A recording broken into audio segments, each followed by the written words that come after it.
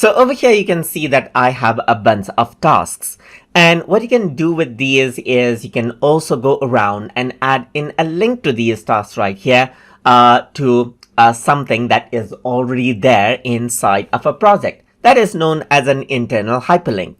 So for that, I'm going to go around onto, let's say, for example, the initial budget meeting right here. So let's say I want to add in a hyperlink, an internal hyperlink to this very a task right here. In that case, all I need to do is right click over here. And once I right click, you can see that link is an option. And once you go around in link, you can see that place in this document is an option right here. So once you do that, you can see that there are different links that you can choose from right here. Like you can go around and choose reports right here, or you can go around and choose views over here as well. So for the budget, let's just go around over here, and let's say I want to see the resource uses. So you can select this out and press OK. Once you do that, you can see that a link actually pops up over here on the left side, denoting that this is hyperlink right here. So if I were to go around and click, now you can see that as I click on it, it takes me to the resource list right here. Let me just go around onto the Gantt chart right here and utilize this link option once more.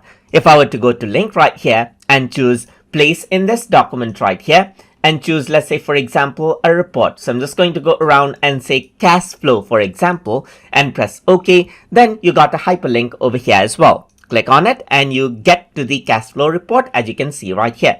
So that is how you can go around and create out links. So you can also go around and select out, let's say, for example, objects like this on the report itself. And let's say I want to link it out to burn down, then you can do that as well. So as you click on it, you can see that it goes to burn down right here. So that is how you can go around and link these contents out in one another, as you can see right here. So I'm just going to go to Gantt chart for this one, and you can see that this is what you have, and as you click on it, it goes to Gantt chart. So this is how you can link your report from one section to another inside of the main report itself, inside of Microsoft project. So hope you guys learned something as always, and as always, please like, comment, share and subscribe.